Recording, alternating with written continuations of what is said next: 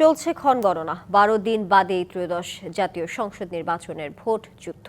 নির্বাচনী জনসংযোগের অষ্টম দিনে জমজমাট মাঠ, ভোটারদের মন গলাতে নিরন্তর চেষ্টা চালাচ্ছেন প্রার্থীরা।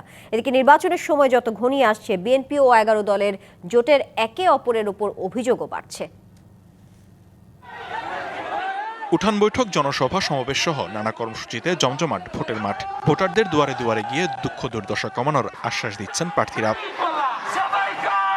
চট্টগ্রামের ১৬টি আসনে বিএনপি, জামায়াত সহ বিভিন্ন দলের প্রচারণায় ভোটের জোর হাওয়া বইছে। নগরীর বড়পোল এলাকায় প্রচারণা চালিয়ে ১১ আসনের বিএনপির প্রার্থী আমির খসরু মাহমুদ চৌধুরী অভিযোগ করেন, একটি গোষ্ঠী নির্বাচনকে প্রশ্নবিদ্ধ করে তা বানচালের চেষ্টা করছে। গণতন্ত্রের পথে জনগণের আস্থা ছাড়া গণতন্ত্রের পথটা সুগম হবে না।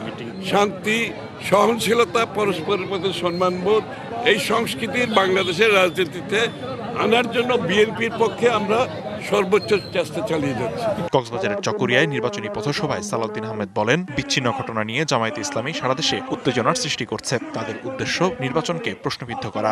এই বাংলাদেশ জামায়াত ইসলামী বিভিন্ন জায়গায় সারা দেশে উত্তেজনা সৃষ্টি করছে। উদ্দেশ্য হচ্ছে তারা যেন নির্বাচনকে প্রশ্নবিদ্ধ করতে পারে। এই গণতান্ত্রিক উত্তরণের প্রক্রিয়াকে যারাই বাধাগ্রস্ত করবে তাদেরকে জনগণ অবশ্যই প্রত্যাখ্যান করবে। ঠাকুরগাঁওয়ে নির্বাচনী প্রচারণায় মির্জা ফখরুল ইসলাম আলমগীর বলেন, ৭১-এর দায় স্বীকার না করে ভোট চাইছে জামায়াত ইসলামী। যে দলটা আমার বাংলাদেশে বিশ্বাসই করতো না, সেই দলটাকে আমার বাংলাদেশকে নিরাপদে রাখতে পারবে? যেমন কোন দলকে আপনারা সমর্থন করবেন না যে দলটা বাংলাদেশে যে তারা খারাপ কাজ করছিল তার জন্য এখন পর্যন্ত ক্ষমা পর্যন্ত চায় না। খুলনার ডুমুরিয়ায় নির্বাচনী পথসভা ও উঠান বৈঠক করেন জামায়াতে ইসলামের সেক্রেটারি জেনারেল অধ্যাপক মিয়া গোলাম পারোয়ার। বলেন, শেরপুরের ঘটনার পুনরাবৃত্তি হলে নির্বাচন নিয়ে সংশয় দেখা দেবে। ল এনফোর্সিং এজেন্সি যারা হাতে আছে তাদেরকে আমরা এটাকে কঠোর হস্তে দমন করার জন্য বলবো যে এই ঘটনার আর কোনো পুনরাবৃত্তি হলে আগামী নির্বাচন সুষ্ঠু, নিরপেক্ষ, নিরাপদে হবে কিনা সেটার কিন্তু প্রশ্নবিদ্ধ হয়ে যাবে। বিদেশ থেকে দেশে রেমিটেন্সের টাকা আসে নিরাপদে। তাই আজই আপনার আপনজনকে বলে রাখুন, রেমিটেন্সের টাকা যেন শুধু নগদেই পাঠায়।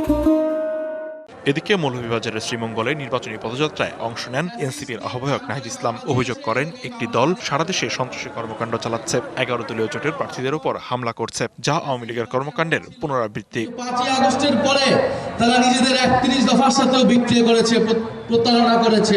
এখন তারা আপনাদেরকে মিথ্যা অনেক প্রতিশ্রুতি দিচ্ছে। আপনারা কারো এই মিথ্যা প্রতিশ্রুতিতে আপনারা বিভক্ত হবেন না, বিভ্রান্ত হবেন না। পিরোজপুরের ইন্দুরকান্দির বালিপাড়া ও চণ্ডীপুর ইউনিয়নের বিভিন্ন এলাকায় গণসংযোগ এবং পথসভা করেন জামায়াতে ইসলামের প্রার্থী মাসুদ সাইদি। এছাড়া বরিশাল ৫ ও ৬ আসনে প্রচারণা চালান ইসলামী আন্দোলনের প্রার্থী সৈয়দ মোহাম্মদ ফয়জুল করিম। এছাড়া সারা দেশের আসনগুলোতে সকাল থেকে রাত পর্যন্ত প্রচারণা চালিয়ে যাচ্ছেন প্রার্থী ও তাদের অনুসারীরা।